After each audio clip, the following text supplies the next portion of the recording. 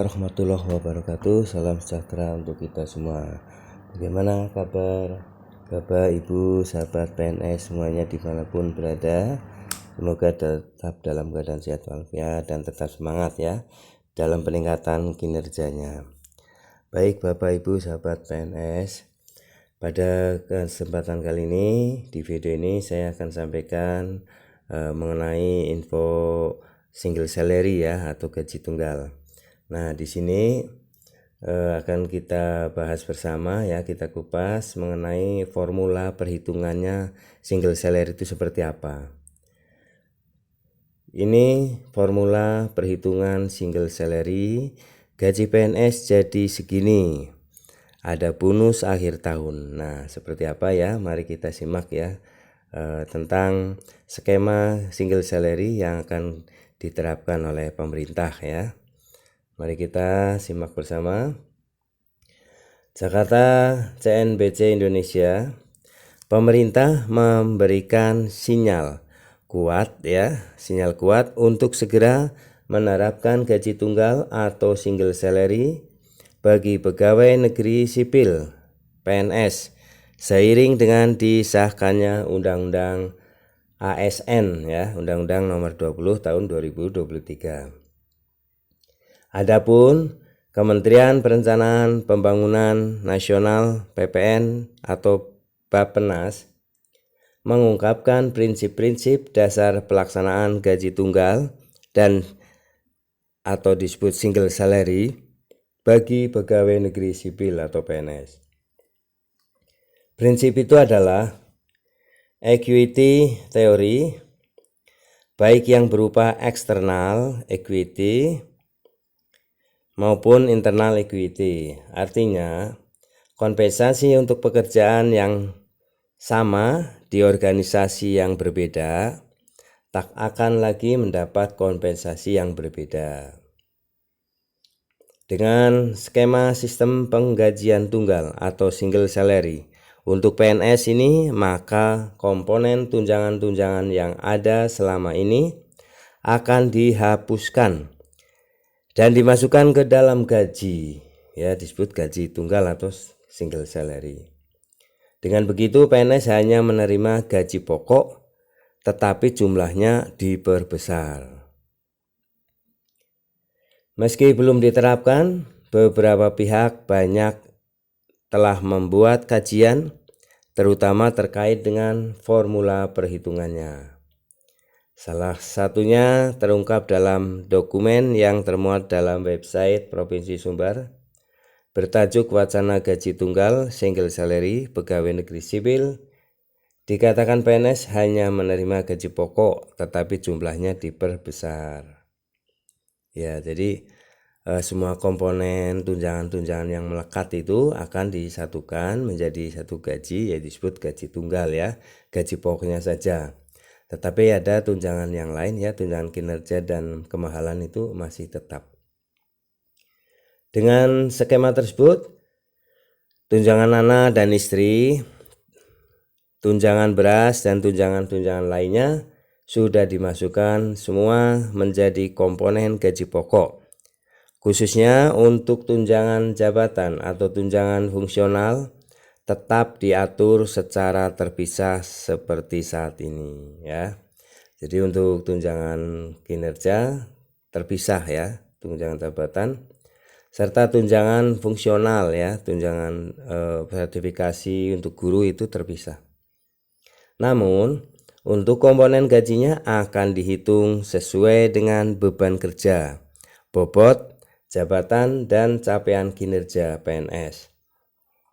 Perhitungannya gaji sangat erat kaitannya dengan penilaian kinerja dan kesejahteraan pegawai. Sistem penggajian pegawai yang disesuaikan dengan risiko pekerjaan yang dilakukan dalam menciptakan sistem penggajian yang adil. Ya, ini dikutip dari dokumen tersebut ya. Pemberlakuan gaji tunggal ini diambil karena rank atau selisih gaji pokok PNS antar golongan terendah hingga tertinggi tidak terlalu jauh. Gaji pokok PNS berkisar antara 1,5 juta per bulan hingga 4,5 juta per bulan saat ini. Akibat selisih gaji pokok antar golongan yang perbedaannya tidak terlalu jauh ini, PNS dianggap tidak tergerak untuk meningkatkan kinerjanya supaya bisa naik ke golongan selanjutnya. Padahal menurut dokumen ini ring gaji yang ideal. Kajian ini anggap idealnya terendah hingga tertinggi minimal 10 kali lipat. Jadi idealnya antara gaji terendah dan gaji tertinggi itu 10 kali lipat. Jadi ada di situ keinginan atau motivasi untuk bisa naik ya, dengan meningkatkan kinerjanya sehingga naik pangkat ya, naik golongan. Kalau sekarang kan sedikit selisihnya ya, antara golongan 1, 2, 3 dan 4 itu selisihnya sedikit, jadi tidak ada pembeda ya yang ini. Ini idealnya memang 10 kali lipat ya. Ini menurut dari Menkyu ya. Contohnya untuk PNS golongan tertinggi yang masuk grade 1 step 10 gaji bersih minimal sekitar 5,4 juta. Sedangkan PNS yang menempati grade 17 di step yang sama maksimalnya bakal menerima penghasilan bersih hingga 57,2 juta. Nah ini ya.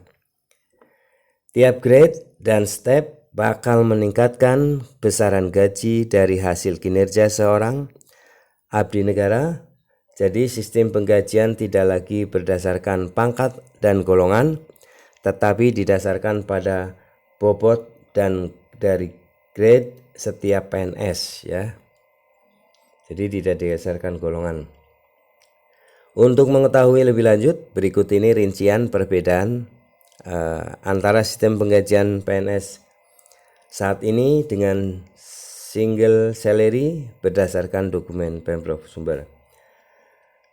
1. Sistem pangkat. Dalam sistem pangkat yang lama, untuk menentukan besaran gaji terdiri dari yang paling rendah juru muda dengan golongan 1 dan ruang A, sementara di pangkat yang baru terdiri dari jenjang pangkat jabatan pimpinan tinggi JPT 9 ya hingga 1 dan jabatan administrasi dan jabatan fungsional dari grade 1 sampai 15.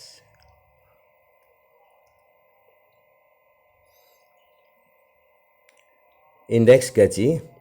Dengan adanya perubahan sistem pangkat itu, maka ada pemanfaatan indeks gaji PNS jenjang JPT eselon 2, eselon 1 dan kepala lembaga badan LPNK dengan indeks gaji mulai dari 8.595 sampai dengan 12,698. Maaf. 8,595 sampai dengan 12,698. Kemudian tabel indeks gaji PNS jenjang jabatan administrasi JA dan jabatan fungsional JF dengan indeks gaji mulai dari 1,000 sampai dengan 7,162.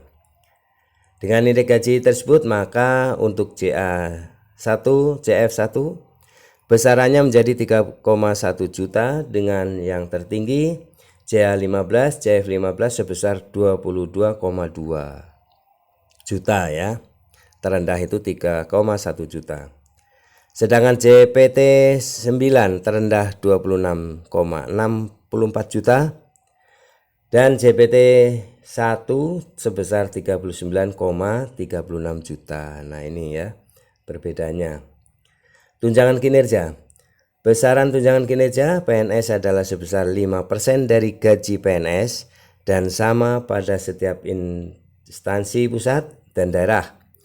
Dengan demikian besaran JA1, JF1 sebesar 15.000 dengan yang tertinggi JA15, JF15 sebesar 1,11 juta. Sedangkan JPT 9 terendah 1,33 juta dan JPT 1 sebesar 1,96. Untuk perbedaan tunjangan kemahalan. Selain tunjangan kinerja, ada juga tambahan dari tunjangan kemahalan dalam skala single salary. Besarannya dihitung dengan indeks harga yang berlaku di daerah masing-masing. Besaran tunjangan kemahalan PNS pun disebutkan akan ditetapkan dengan peraturan Presiden tentang penghasilan PNS. Indeks kenaikan penghasilan. Khusus untuk jabatan administrasi dan jabatan fungsional, terdapat indeks